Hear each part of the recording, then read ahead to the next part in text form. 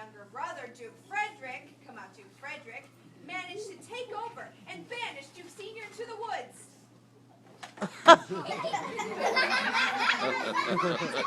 Duke Frederick was now in charge and is a lot more grumpy than Duke Sr., so his people are unhappy.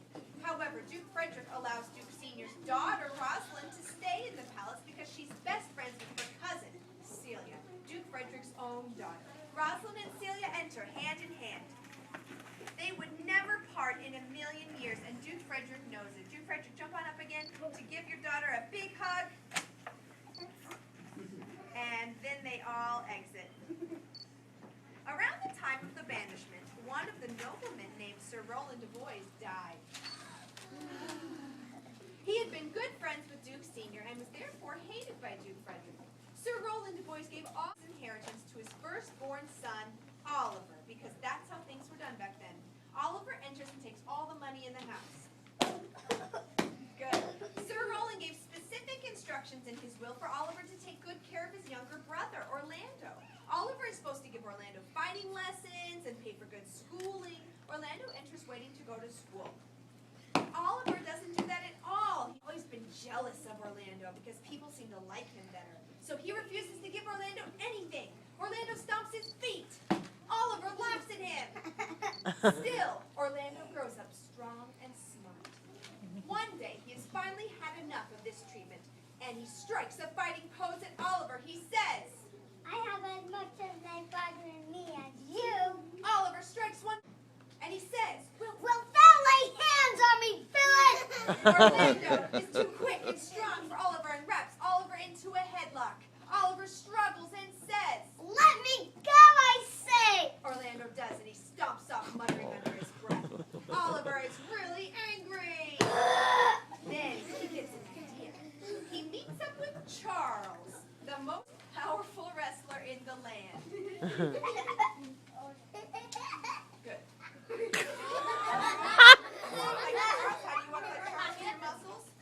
Charles begins to warn Oliver of a rumor that Orlando had challenged Charles to a wrestling match the next day. See, Charles never loses a match, and he says, there it is. He that escapes me without some broken limb shall acquit him well. And he didn't want to hurt his friend's brother if he didn't have to. He asks Oliver to convince Orlando to change his mind. But Oliver is furious with his brother and would love to see him get beat up. So he acts like Orlando is this mean, dishonest guy, and Charles would be doing poor Oliver a favor if he fought him.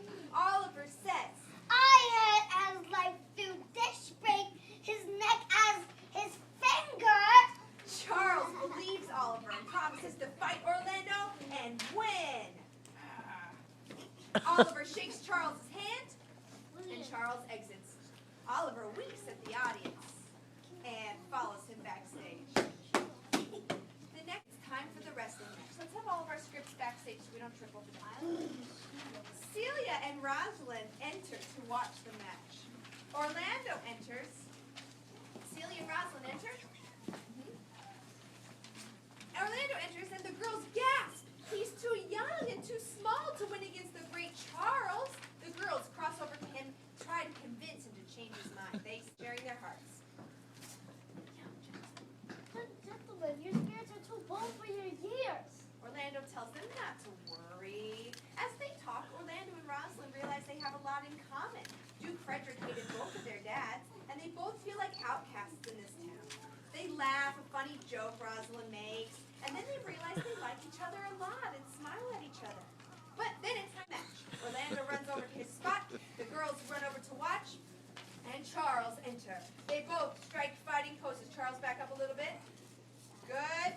And the match begins. Orlando rushes toward Charles. Go ahead and get ready your script too. Throw it out, yeah.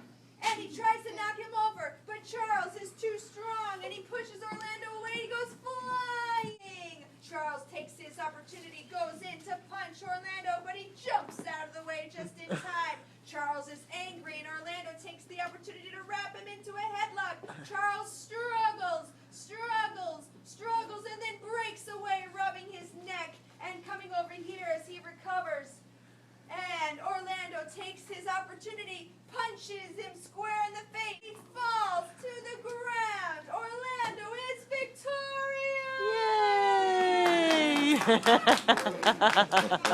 He defeats the great wrestler Charles.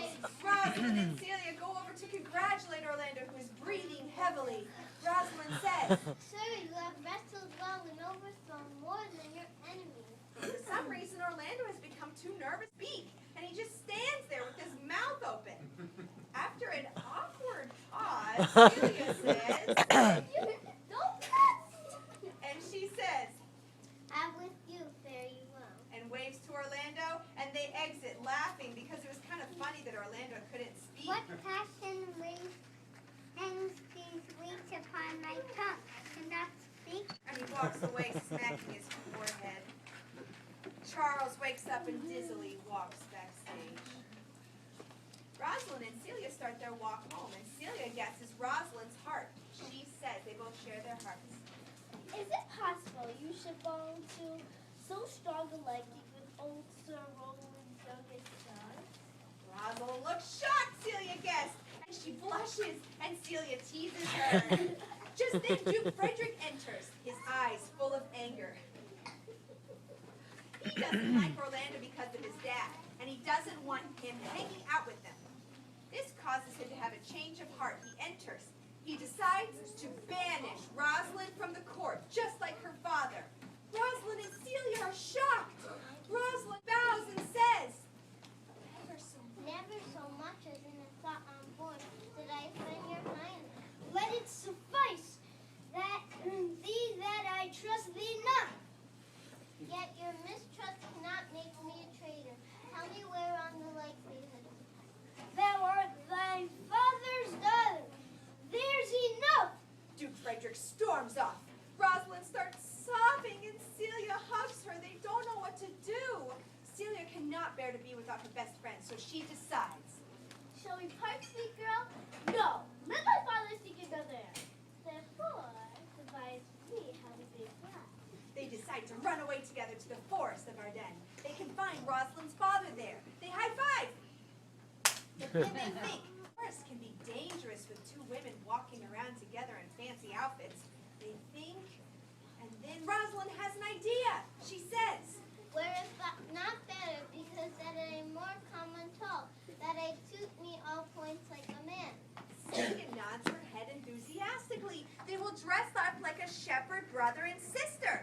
They think up names. Rosalind takes the name Ganymede, and Celia calls herself Aliana, and they exit to get changed and leave for the forest. Meanwhile, Orlando returns home from the wrestling match. When his faithful servant Adam enters running, Orlando comes all the way to center stage. Adam grabs him and warns him that our Oliver plots to kill him. He says, Your brother has heard your praises, and tonight he means to burn down the lodging and you within it. Orlando is freaked out. He decides to leave with Adam into the forest of Ardennes. And Adam says, I will follow thee to the last gasp with truth and loyalty. and they exit, sneaking out until the night. The next morning, Duke Frederick enters, realizing that his daughter is nowhere to be found. Furious and stomps his foot. He says, Can it be possible that no man saw them? he finds out that Orlando has disappeared too, and he thinks they all went off together. He orders Oliver to be brought to the palace. Oliver enters with the soldier, and Duke Frederick orders Oliver to lead the palace soldiers to find Orlando and kill him. Duke Frederick threatens to take Oliver's lands and property if he fails. But this is just what Oliver wants. He says, Oh, that your highness knew my heart in this. knew my heart in this. I never loved my brother. I never let my brother in my life. Duke Frederick sends Oliver away. And Oliver goes backstage with the soldier.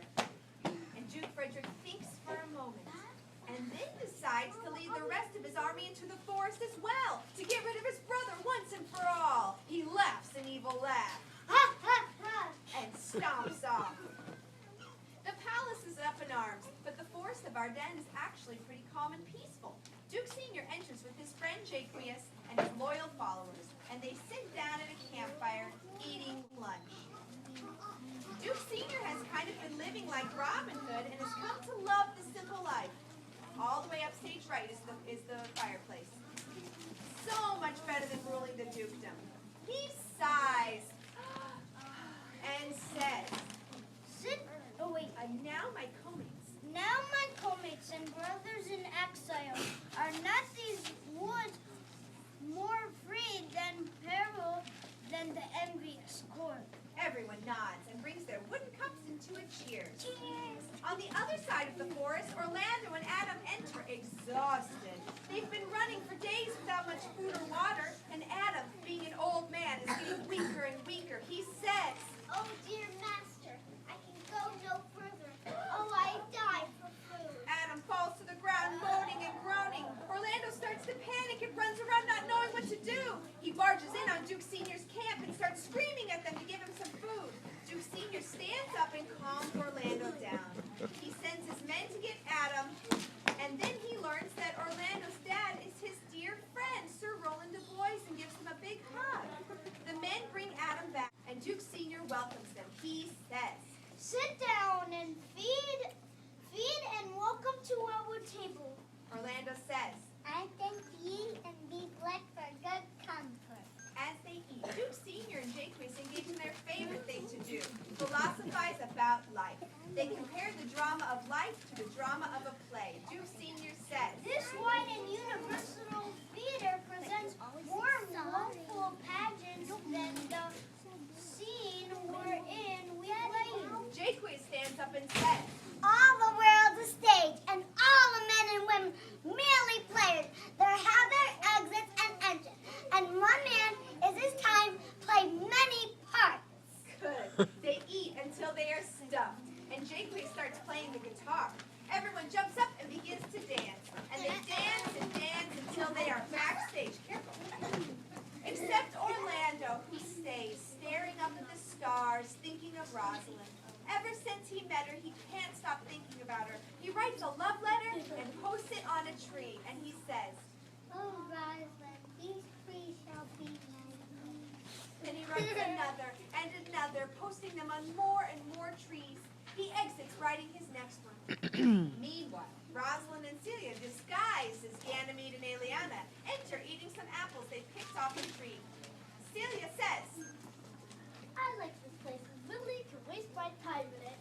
suddenly they hear someone yelling and they hide to listen. A shepherdess enters running and groaning, followed by a funny little man with a rose chasing her. He is sobbing. Oh, baby. Good, he stays standing, and Rosalind and Celia hear their conversation. Sylvius is lovesick over Phoebe, but she doesn't like Sylvius that way and is annoyed. He keeps giving her flowers and writing her love poems. She stomps on Sylvius's foot, and he howls. Phoebe runs off, and he hobbles off after her. Good, and they both go backstage. Careful, he's walking.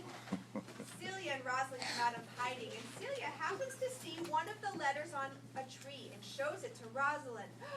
Celia says, Show you who has done this? Is it a man? Change color. Hey, but who is it? Did you put it in the blue thing? That tripped up by Miles and your heart. Both in it. but just then, Orlando enters with Jaques. Rosalind and Celia look at each other with shock. But then Rosalind gets an idea. Orlando is entering with Jaques. Jump on up, Orlando. Rosalind says, I will speak to him like this exhausting leper.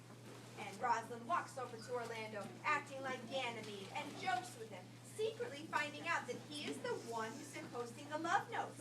Rosalind says he doesn't look like he's in love. He looks too healthy, not at all lovesick, she says. A lean cheek, which you have not, a blue eye sunken, which you have not, a beard neglected, which you have not. You are no such a man. Orlando says, I could make you believe I love. I say, tell you your remedy. Rosalind, as Ganymede, claims to be an expert at curing lovesickness. She promises to cure Orlando if he agrees to pretend that Ganymede is Rosalind and visits her every day to woo her. Orlando agrees, and they shake hands. Orlando and Jaques exit. Then Phoebe and Sylvius enter. Sylvius chasing Phoebe as usual from over here. The girls hide again. And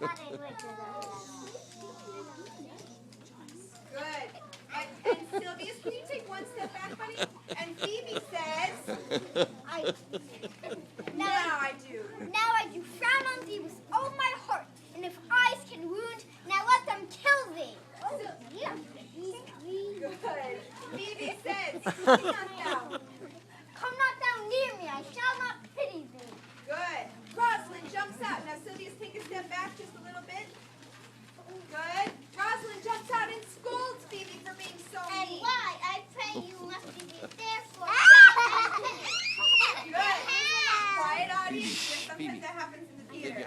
Okay, it's okay. Phoebe is looking at Rosalind very strangely. She says, Sweet muse, I pray you, hide in here together. I'd rather hear you tie. Rosalind looks confused. Phoebe makes lovey eyes at Rosalind. Rosalind looks at Celia and they realize Phoebe is seeing Rosalind's disguise. She's fallen in love with Ganymede. Celia and Rosalind gasp and they run away with Phoebe following them and Sylvia's following her. So Phoebe loves Ganymede, but Ganymede is really Rosalind. Orlando loves Rosalind, but Rosalind is in disguise as Ganymede. Day after day, Rosalind gets herself deeper into this mess. One day, Orlando is late for the love lesson with Ganymede, and Rosalind enters with Celia feeling very angry. She folds her arms and stomps her foot. Even though it's crazy, she's afraid he doesn't love her anymore, so he's not going to come. Orlando, you're not quite in yet. Oh, but finally, Orlando enters, looking very out of breath and having a strange cut on his arm. Orlando says, String on the back. I come within an hour of my promise. Break an hour's promise and love. Then love me, Rosalind. Are you not good? I hope so. Why then can one desire too much of a good thing? But will my Rosalind do so? By my life, she will do as I do. and she looks at Celia, who rolls her eyes. Orlando exits, blowing pretend kisses to a pretend Rosalind, and as soon as he is out of sight, Rosalind pretends to faint into Celia's arms. Celia laughing at poor lovesick Rosalind. All of a sudden, Oliver bursts in, shirt torn, scratches on his arm, looking like he's been crying. Oliver asks the girls if they've seen Orlando, and he goes on to tell them that he was almost eaten by a hungry lioness. He jumps into the memory. The lioness enters. Roar! And he attacks Oliver until Orlando hears the roars and wrestles the lioness away. Orlando takes a hard look at Oliver and walks away. Oliver breaks down crying. Here he was trying to find Orlando to kill him, and Orlando saved his life. Celia kneels down to comfort him, and as soon as he looks at her, they instantly fall in love. They gasp, and they walk off looking all lovey-dovey together. Rosalind looks at the audience totally confused and walks backstage. Celia and Oliver decide to get married the next day. Seeing them so happy convinces Rosalind to end all the secrets, but she has one last trick to play. She gathers Orlando, Phoebe, Sylvia, Celia, and Oliver. At the wedding tomorrow, she promises that Ganymede will marry Phoebe. If Ganymede will ever marry a woman. But she makes Phoebe promise that if she changes her mind and doesn't want to marry Ganymede, she must marry Sylvia instead. She then promises to find Rosalind or Orlando if he agrees to marry her. And she makes everyone pledge to meet the next day at the wedding. They all agree. only this easy. In, you guys too? Sylvia says, I'll not fail if I live. Phoebe says, Nora! and they break. The next day they all gather. Phoebe and Sylvia and Oliver, Orlando and Ganymede, who's really Rosalind. The group assembles before Duke Sr., and none of them but Celia know who Rosalind really is. Rosalind, still disguised as Ganymede, reminds everyone of their promises, and first speaks to her father, Duke Sr., who she's been seeing all the time, but who doesn't know this is really his daughter. Rosalind says, You say if I bring you in your Rosalind, you will bestow her on Orlando here? That would I. Had I kingdoms to give with her. and to Orlando she says, And you say you'll have her when I bring her? Orlando says, That would I. I of all kingdoms king. Rosalind says to Phoebe, You said you will marry me if I'll be willing? That will I. Should I die now? and Rosalind says, But if you refuse to marry me, you'll give yourself to this most faithful shepherd, so it's a bargain. good. Rosalind says to Sylvia, You say you have Phoebe if she will? and Sylvia nods and smiles. Rosalind says, I have promised, Promise to make all this matter easier. and she exits with Celia. Can my audience sing a little bit more about it? But Celia won't go. And she has to pull her off stage. And they go to change. Duke Sr. looks puzzled and he says, nice and loud, I do remember in Shepherd Boy some lively touches of my daughter's favor. My lord, the first time that I ever saw him, methought he was the brother to your daughter. Just then, Celia and Rosalind re-enter, finally dressed as themselves. Everyone gasps. Phoebe groans. Celia cheers. Orlando, Oliver, and Duke Sr. stand with their mouths gaping open in shock. Duke Sr. says, If there be truth in sight, you are my daughter. Orlando says, If there be truth in sight, you are my wife. Phoebe, If she be true, why then my love is you. good. They go to their places. Rosalind stands next to her father. Everybody takes one step up stage, and Rosalind says, I'll have no father if you be not he. I'll have no husband if you be not he. No one woman if you be not she. Phoebe looks at Sylvius' adoring face and realizes he's been awfully sweet, and she says, I will not eat my words, now thou art mine. Thy dreams, my fancy, to thee don't combine. Duke Sr. marries Celia and Oliver, Rosalind and Orlando, and Phoebe and Sylvius. Everyone cheers! Hip hip! Hooray! But just then, one of the soldiers from Duke Frederick's army hands Oliver a note. While marching in the forest with his army, Duke Frederick met a holy man who convinced him to put aside his evil plans and become a monk. Duke Frederick actually does it. Let's all make our use. We can all be seen. So now Duke Sr. is given back what is rightfully his.